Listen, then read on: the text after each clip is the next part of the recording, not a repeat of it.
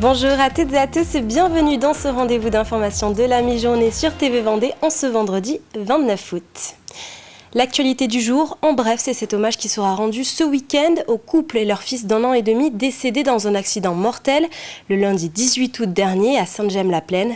Le club Foot Espoir 85 organise un rassemblement dimanche à partir de 11h au stade de Mouzeuil-Saint-Martin dans le sud Vendée. Nous y reviendrons dès lundi dans la matinale de TV Vendée. Les vacances touchent à leur fin pour une majorité d'entre vous, mais aussi pour les renforts de sécurité qui étaient mobilisés partout en Vendée cet été. 148 militaires, 113 policiers et 93 pompiers ont assuré des missions du 11 juillet au 20 août. Un renfort également déployé pour les contrôles routiers et pour les contrôles dans les campings par la direction départementale de la protection des populations. Et pour les pompiers, cette semaine a notamment été marquée par des interventions sur des noyades. Cet été, on a été confronté plutôt à des interventions liées au climat. Le premier point majorant a été les feux d'espaces naturels.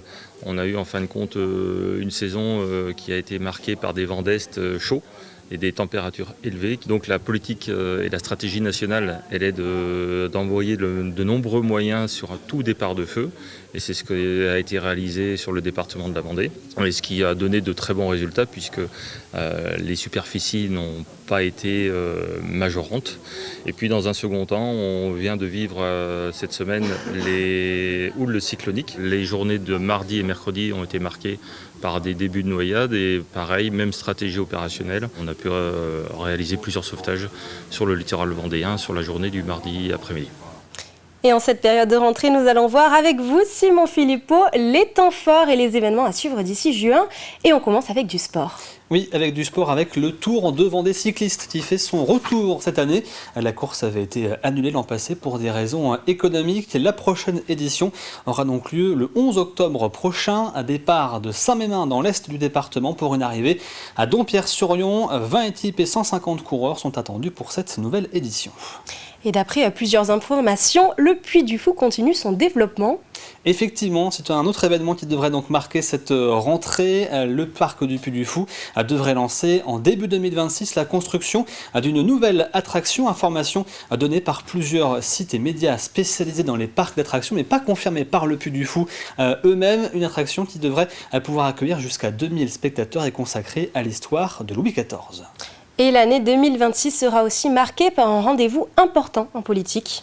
Effectivement, ce sera en mars prochain, les élections municipales. Notez bien les dates, le 15 mars pour le premier tour et le 22 mars pour le second tour. Les Vendéennes et Vendéens seront donc appelés aux urnes pour choisir leur maire. Je vous rappelle le principe, vous allez voter pour une liste qui va donc ensuite composer le conseil municipal et celui-ci élira ensuite les adjoints et le maire pour chaque commune. Rendez-vous donc en mars prochain. Nous en reparlerons la semaine prochaine avec Guy Plissonneau, le président des maires de Vendée, dans la matinale.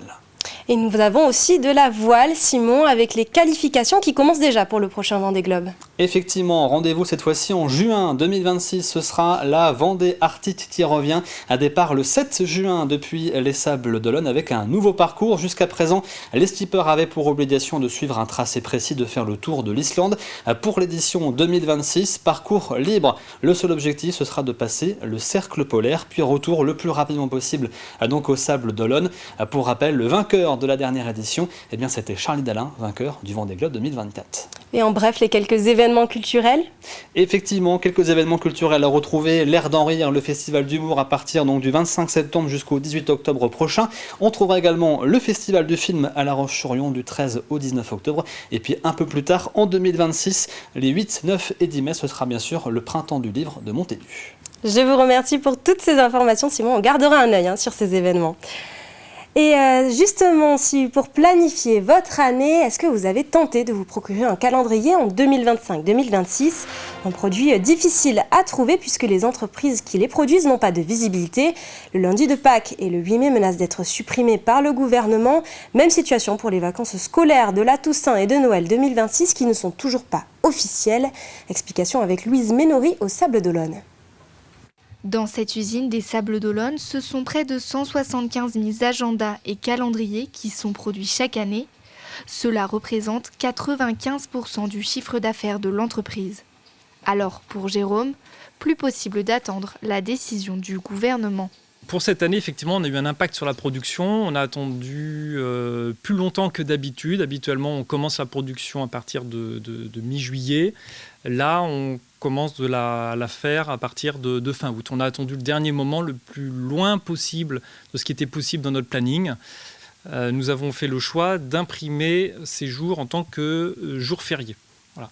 L'histoire nous a montré que certains jours fériés avaient déjà été annulés dans le passé et par la suite ont été remis. Même son de cloche pour les vacances scolaires. Habituellement annoncées au mois de juillet, cette année, toujours aucune date officielle pour la Toussaint et Noël 2026. Il faut savoir que la dernière fois, les congés avaient été validés en décembre 2022 pour 3 années. Nous avons fait une estimation en nous basant sur les années précédentes et en calculant le nombre de semaines travaillées entre chaque vacances. Alors, si vous achetez d'ores et déjà vos agendas et vos calendriers, en cas d'erreur ou de mauvais calcul, il faudra se référer au site du gouvernement. Terminons par une page sport avec un rendez-vous plutôt inédit près de chez nous. Pour la première fois, Hexagone MMA, la plus grosse ligue française de cette discipline, organise une soirée à l'Arena au Sables-d'Olonne ce soir. Au programme, 11 combats de haut niveau en arts martiaux mixtes. Mais avant ce show, la pesée officielle des combats avait eu lieu hier après-midi aux Atlantes, au Sables-d'Olonne. Les catégories chez les hommes et chez les femmes sont bien sûr très différentes. Chez les hommes, chez Hexagone, on démarre à 57 kg. Et on va jusqu'au poids lourd, qui sont les catégories les plus impressionnantes en général pour le public, puisqu'avec un seul coup, on peut gagner un match. 8 catégories, donc entre 57 et 120 kg. Et chez les filles, Hexagone travaille sur 3 catégories, 52, 57 et 61 kg. Et c'est là où il y a la plupart des jeunes filles qui s'entraînent et qui performent le mieux. Les catégories supérieures sont plutôt sur d'autres arts martiaux comme le judo. Le MMA se concentre vraiment sur ces 3 catégories de poids chez les filles. Un mot de météo pour finir. Cet après-midi, le ciel restera bien chargé avec des risques d'orage. Du côté des températures, il fera 19 degrés au Sables-d'Olonne et jusqu'à 21 degrés à Fontenay-le-Comte. Et c'est la fin de ce journal. Merci de l'avoir suivi. On se retrouve à 18h pour un prochain point sur l'actualité. D'ici là, très bon après-midi.